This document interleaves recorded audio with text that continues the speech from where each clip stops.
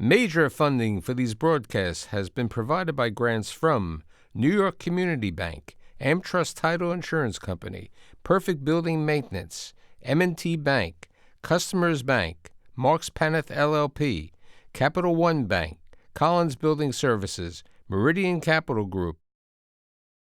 Additional support has been provided by grants from AKA Hotel Residences Corman Communities, Ariel Property Advisors, Amerant Bank, Bank of America Merrill Lynch, Briarwood Organization, Chase Commercial Mortgage Lending, Chase Commercial Term Lending, Citizens Bank, Dime Community Bank, Douglaston Development Levine Builders, Flushing Bank, Friedman LLP, Handro Properties LLC, Handler Real Estate Organization, Hodges Ward Elliott INC, Investors Bank, James D. Kuhn Real Estate Institute at Syracuse University, John Casamatides Red Apple Group, Keysight Capital Partners, Matone Group, New Banks, Newmark Knight Frank, Ocean First Bank, Optimum Window Manufacturing Corp., People's United Bank, Rockefeller Group, Rosewood Realty Services, Stonehenge NYC, SVN CPEX Real Estate Services, Tierra CRG, the Meringer Family Foundation, and these friends.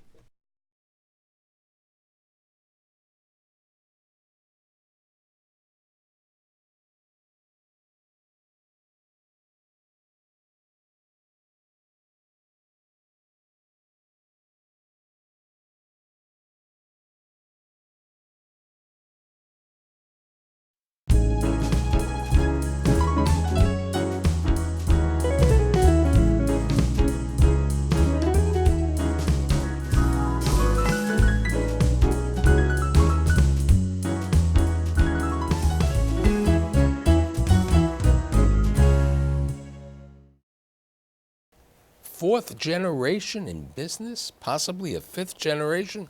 There aren't too many families like that. But today I have the co-presidents and co-CEOs of Kalmon Dolgin on my show. I have the older brother, I'm sorry I have to mention, Kalmon, okay? And his younger brother, 8 years, 9 months difference, right? Neil. Close enough. Close enough. Okay, so let's go back from Russia, the beginning. Because right now the company is celebrating its 116th year, starting out in 1904, okay? But tell me about the family, how they came. Either one. Our grandfather came over in just before 1904. Came over where? Did he come to Bushwick, Williamsburg? Yeah. Yes. To Brooklyn. Bushwick. Yeah. And what skills did he have, or did he come over with any relatives? He had a brother who was here already, yeah, but not in the same area. He was more in Connecticut. Right. We've never met him. We never knew him. My grandfather was situated in Bushwick, and the countryside was Maspeth. He was an entrepreneur and figured that everyone has to eat, and he opened up a small grocery store, which was right across the street, diagonally across the street from where he had his first office in real estate, and he got into that by a beat cop on the street would come to him and became friendly with him and said, you know, Kalmon, if you ever have, if you know of hear of anything, I have a relative or a friend of mine looking to open up a knitting place over here. Let me know if you can find, if you hear of anything. So my grandfather, apparently putting two and two together, said, this is not bad. So he'd go out and find a place. So he felt it was better than selling a bottle of milk or butter over there in the grocery store, because we have a picture of the grocery store of your grandfather and your father. Correct. True. One of them sweeping in front of the store. That's correct. Well, everything was being built up in Bushwick at the time, so everything was new construction.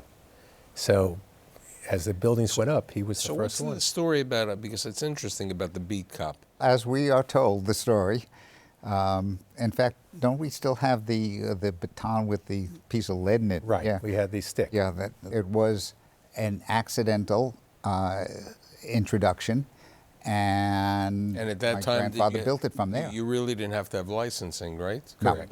that's That's correct. So there wasn't a licensing. So No. he was an entrepreneur in the supermarket, and he saw some opportunities in the brokerage business of finding places for different businesses. Not quite a supermarket, I would think. No, More, I mean, more it was a grocery a little It was corner 18 grocery store. feet by maybe 20 feet. Yeah, deep and for the in grocery which store. they also lived. In And, 1840, and the they back had their section. bathroom out in the back, and that was it. So at least it was live and work in the same. Correct. Oh, that's for sure. Correct. Okay, so tell me about your father. When was your father born? 1913. Okay, so your father was born in 1913. He grows up behind the store in Bushwick. Correct. Correct. Okay. Does he go to college? Does he? No. No. He and my uncle, his brother, who was almost 9 years older than him, both went into the business as soon as, actually during high school and as soon as And they at graduated. that time, high the school. business was twofold. It was the store, and the brokerage business. Yes. My father did a lot of deliveries for the little grocery store Yeah. in the neighborhood. He would deliver to the surrounding apartments and houses, and before he went into the real estate business. Yeah. So when does he decide to leave the grocery business and to go into the real estate business full time? Right at graduation, pretty Yeah. much, when he graduated high school. Yeah. Okay, They were. so he was born in 1913. So this would be the heart of the Depression, 1931. Yes. Correct. As far as we know, my grandmother really was starting to run the grocery store. Kalmon, my grandfather, was acting more in the real estate business, and my grandmother was a hell of an entrepreneur. Correct. she She's a tough, she was a tough good cookie. a good marketer. Now, that was your grandmother, but you had your grandfather and your father were in business, but your father also had a brother, correct? Yes. Correct. Okay, who went into business together also. Yes. Prior to my father walking in. Yeah. So he was older, Correct. Yes. about 9 years, Correct. similar to the age of the two of you. Yes. Yes. Okay, so I think that's where the similarities end. Correct. so at that time, were they in brokerage, or was that when did they buy their first property? Late 40s. Yeah. Late 40s. Mid-40s. Yeah. So the majority of the business at the beginning was the industrial brokerage, correct? Correct. Yes. How from a retail store they got involved with industrial? It was in the area. That's what was being built, all surrounding them. All the streets surrounding, other than Flushing Avenue, was all being built as industrial buildings. So what's the story of how they bought their first building? How they? Good question. I don't know. You might know.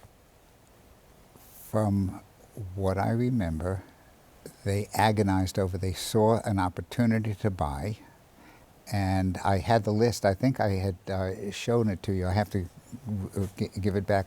On the back of an envelope. Right, that's how they decided with the notes. Yeah, with the What they little can note. make, what they can 400 afford. windows had to be done. This is what it would cost them. And that's how they put down everything they had and took the enormous risk at that time, because they were just building up the ability to have a little bit of comfort. And this was their start. Fast forward, okay? The next generation starts getting involved. You're born in 1945, I think? Three. Well, 43. Okay. The family is living where? In Great Neck at this time? I was born on 777 St. Mark's Avenue in Brooklyn, and we moved to Great Neck when I was 5 years old. And you? I was born in 1951 and born in Great Neck. Okay.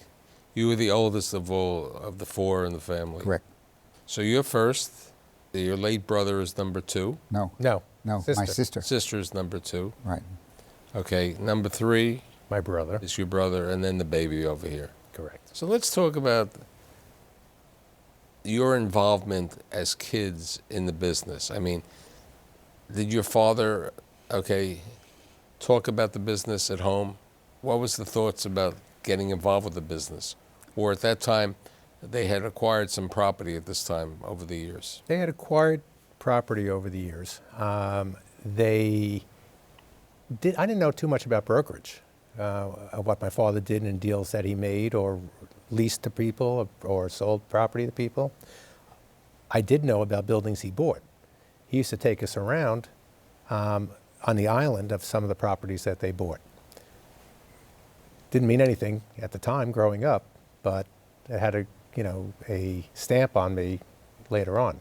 We grew up in the TV image of a family that every night, whether we wanted to or not, where there were 6 of us around the dinner table, we had 3 courses, and discussion was what went on during the day. So whatever we picked up was what my father would talk about from that. And our father used to repeat whatever was on the news and jokes that took place. He would repeat it at the dinner table of any of the radio stations on the way home or the way in that he can remember. So you both attended public school in Great Neck, Yes. and then you both attended, we have a picture of the camp where you both attended camp where you were the counselor, Right. the CIT at Correct. that time. That's why he came out the way So he did. when you were, when you were growing up, you always knew you wanted to be a lawyer, Yes. correct? And you wanted to be a physician. Correct. But I wasn't permitted to go into that direction. I was asked politely to go into the real estate field to do what my brother was doing his work on investment properties, and I was doing the management of the properties that they owned already, my father owned, plus the brokerage part of the business, and to expand that. I remember, you talk about how our interest or the first memories of business, and I remember, I think I was in high school at the time, and I was working a little bit during the summer, or coming in to the office, and my father took me to the first closing that I had ever been at, and it was at Schaefer Brewery, and it was up in their tap room, and it was a very friendly closing, and they kept serving beer during the closing and peanuts.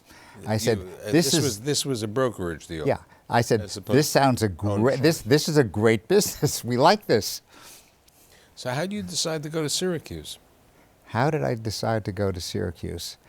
I don't even recall at the time. It was I had some friends that I had known that had gone there, and I went up there and I stayed for that and for law school, and played a little ball up there for a while, soccer, and Neil played. Neil was much better. Okay, but Neil later on goes to a totally different market, okay? Yeah. He decides to go to Denver, to DU as we would call it. Correct. Okay, which is a great school. Ironically, has a great real estate program today, which they've Correct. done, and a great hockey program, but you were a soccer player. Soccer player. We also had a great soccer team. We were top 10 every year. So how do you decide to go to DU? Well, I checked all the schools on the East Coast. I could have played soccer for any of those schools as well. And DU offered me an opportunity to play out in Denver. And I jumped at it. To be able to So- go so west what- of the Mississippi. So what happened? Why was great. why didn't you go into medicine? I Direction. mean, your brother was in medicine. Right. My father, we had an attorney, we had a doctor, and they wanted me to do his Okay. business. So essentially, it was predestined by your father and your late mother, okay, Correct. that the sons should go into the business. Now, we were saying that your father and his brother were in business, but it was not always the easiest of times, that generation. So you get involved with the business when you're 24, I think. You practice law for about a year and a half, Right. and then you get involved with the business. So let's talk about your initial involvement with the business. I came in and started to do brokerage, and I had a more of a natural affinity for doing our own thing and for paving my own way as far as growing the business in a direction that I wanted to do it. And that meant expanding the type of opportunities that we were looking for, doing some initial building, which we never did before, and concentrating a lot on, at that point, Long Island, because I think when I came in, Brooklyn was just going through throes of being... Right, but when you came in, I mean, the company being founded in 1904, okay, was known as a prominent broker of industrial properties and an owner predominantly of industrial properties. Correct. Right. You took the business to different extremes over the years, okay, to different responsibilities. But when you were there, how was it working with the family?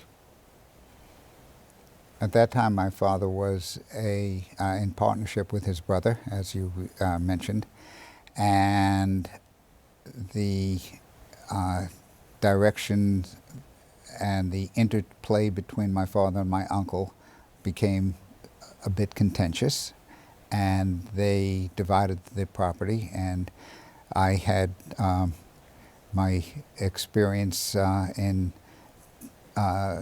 arranging that division and overseeing a lot of it. So when does Uncle valuing leave it. the business? 1968. 68. Okay, so he leaves the business in 1968. You're a couple years out of law school at this time. Correct. And you're still in college. Correct. Okay. Well, I was still in high school in 68.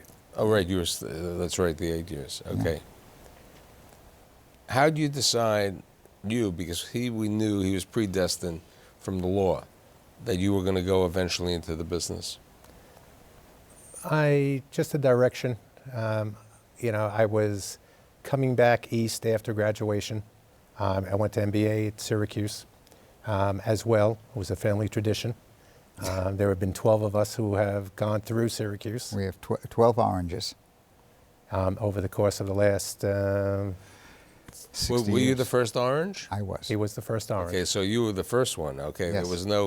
there was no family ties to that before. Nope. Now it's just sons and daughter-in-laws and a lot of family.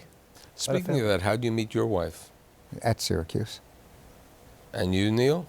At Syracuse, but also camp. Going back to the initial camp that the That two of you we went both- to. Yes, yes. I knew of her family. Her sisters were more my age. She was 3 years younger. Big difference in camp in those years. But she found me at Syracuse So when do you join the company? in 1975. So you join, so it's 75. Your uncle's gone out of the business. Now it's the two brothers working with the father. Correct. Right. And your father continued to work until he passed on at the age of 91. 92. 92. 92, and he worked the day that he had his stroke and his heart attack. So let's talk about how the business has grown since the two brothers, and then we're going to talk about the next generation. Well, we've taken this business to what we believe is another level. We have expanded from just industrial, which we started with my father. We went to office buildings, where Cal was the first one to get involved with new construction on building of office buildings, renovating of office buildings. And I came in and I did more of the industrial buildings and the acquisitions. And it was a great mesh for us. We went from just being in Brooklyn to 12 states, I think Yep. we had. Yep. We were all- Properties throughout from the But many far people west. know Kalmon Dolgin as a leader in industrial. I mean, Correct. that's the reputation. We never lost our niche. It is our niche. And we have, Absolutely. and we are continuing with that as of today and with the next generation. We're still doing majority of the industrial and commercial space in the Brooklyn, Queens, and Bronx area. And we're expanding that with our new direction from our kids that are in the business now, and with our new team of consultants who are directing us. Now, your father, I would assume, wanted to stay local. Going to other states was Yes. not a easy decision for him. Yeah. The you could say terminology that. came, always was, I put a roof over your head. You're taking the roof off. You know, That is very succinct, and yes. That's, so he didn't want to leave what he knew. And what we picked up from him is that we're giving our kids the ability to do that. So when you went to Philadelphia, was he alive? Yeah. no. Well, no, 2011. 2011. No, he was No, not he alive. was not. Because He you passed away in expanded, 2005. you've done major work in Philadelphia over the years. Correct. Yeah. And then you were the owner of the Fauci building in Long Island City. Yes. Correct. And you've seen the expansion of the Bushwick, Williamsburg Yes. neighborhoods over there. Correct. So now let's talk about the next generation of the business. Tell me about your son, who's the older son, also. In, what was it, third grade or I think third grade. I gave you that little photo of an assignment he had in third grade. I think, what do you want to be when you grow up? He said, I want to be just like my daddy, and I want to go into real estate to help people. And Josh Dolgin, and he's done more than that. He's Now, Josh went to Syracuse also? he went to Syracuse, and he Oh, met his wife at Syracuse too. When did he join the business? In 1990, what was he? 25 years ago. It's 25 years ago, I think. 48. Yeah. So, Yeah, 25. about 25 years ago at least. But one thing that my brother had referred to before, and that is when, learning from what my father had, how he acclimated us to the business. And one lesson that we've learned is that it's up to us to allow the next generation, and that this is a key to generational success, I think, and that is that you have to have the next generation have their own space. They have to be guided by what we have done, but at some point you have to step back and say, this is your direction. It's a new world. now, so Josh has been at the company 25 years. Yes. Okay. And Grant, right? Grant's been there now 12 years. Okay. Grant went to Syracuse also? Now, Grant went to Brandeis, but his wife went But to his wife Syracuse. went to Syracuse. Okay, fine. Grant's- So how long is Grant in the business? 12 years. So he's in 12 years. We have two principals, and we have two other principals, okay? Right. So what's the roles of the two of you today, and what are the roles of your sons? Well, we've given ourselves our own roles, what we do for the operation of the business. Our sons have found their own niche in management, where Grant does a lot of the management and brokerage, and Josh has done a lot of the management, and then also looking at new acquisitions as well, that he looks to analyze, and he deals with the banking industry. He knows that much better. We go to each other's strengths, and that's important. And the one thing, as I said before, where we learned from my father certain things and we took away certain things, we also took away not to do certain things. And we're giving the next generation the opportunity to direct the business the way they want to see it. And that's brought on the new consultants, the new direction we're taking.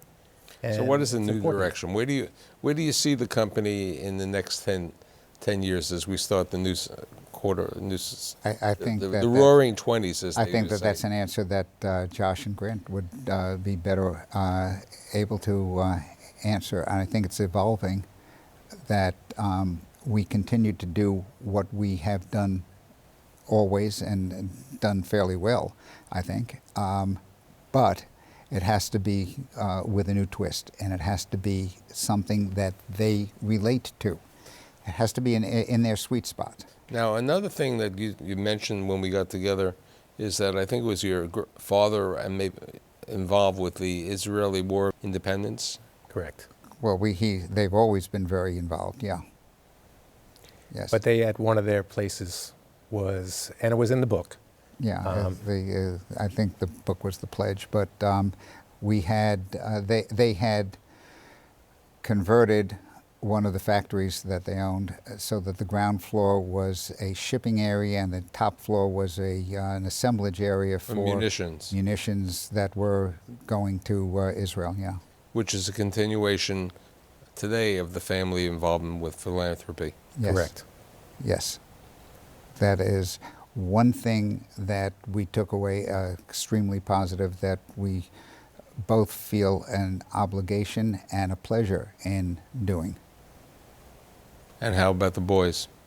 The boys also have their own direction. They feel involved as well. Their networking is important. Philanthropy is very important to them as well. And this is what we're trying to teach to them or bring to them. So, you know, as I've said, I've done many shows, I've done a couple of families, and it's really nice to see a fourth generation working.